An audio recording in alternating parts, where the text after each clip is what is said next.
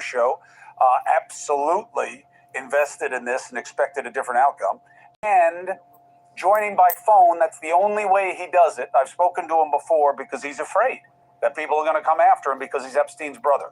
Mark, who does not buy the DOJ's findings that his brother committed suicide. Liz, it's good to see you. Mark, thank you for being on the phone. Liz, Bondi says they're on my desk. Now she doesn't really seem to have a good answer. Did she mean the client list was on her desk, or was that just something figurative? How do you explain this? Well, Pam Bondi, Attorney General, said today herself that that's not what she meant when she said the words, the client list is on my desk, but you heard the words as well as I did. She said the client list is on my desk, and that wasn't true.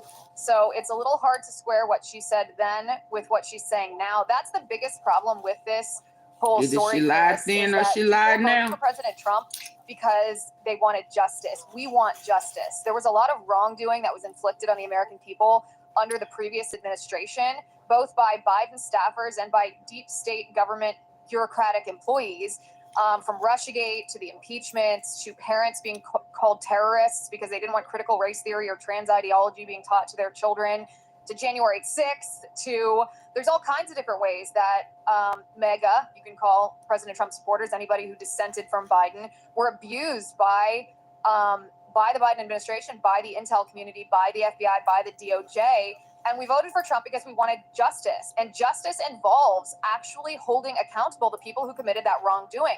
So now we see Pam Bondi. I was at the White House that day when Pam Bondi gave out those white binders. I was one of the ones who received that binder. So when you say before I'm invested in this, yeah, I am invested in this because what she did made me look like I was adding to some kind of clickbait weirdo influencer thing online, which I don't do. People that watch me know I'm very prudent. I don't engage in hot takes.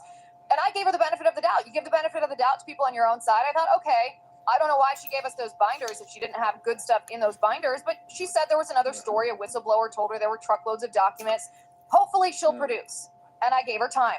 I was patient. I gave her the benefit of the doubt. But here's the thing, Chris. That day in the White House, Pam Bondi bragged about making that cover sheet on that binder that you're showing on the screen. That cover sheet that reads the most transparent administration in history.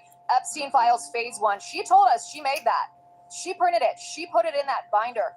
How can you square that behavior with what she posted on the Department of Justice website on Sunday saying, actually, there's nothing here.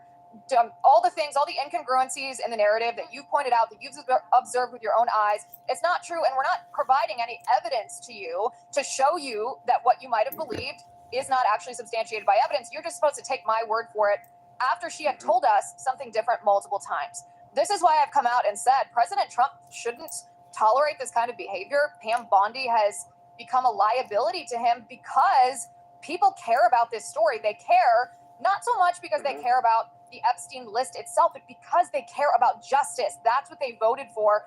They voted for justice. They voted for transparency, and they're not getting either of those things with this kind of unforced error from Pam Bondi. Oh, I don't think it's an unforced error. I think it's absolutely intentional. And they believe that you guys will just shut up and go along with whatever they say. We'll see how it plays out. But Mark, for you, it's personal. This was your brother. And just so everybody knows,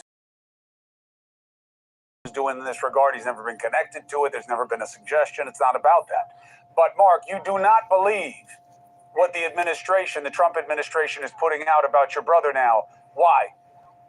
Well, every time they say something or do something to try to quash the fact that he was most likely murdered, they just put their foot further down their mouth. I mean, for instance, Yash Patel in the congressional hearing, he listed his credentials as a prosecutor and other such things, and he said that it was a suicide. He said, you know it's suicide when you see it.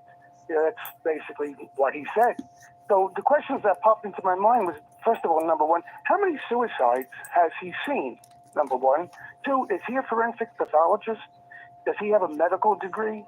Does he have a certificate that he passed the CPR course? Does he have a Boy Scout merit badge for first aid? What is he basing his expertise on?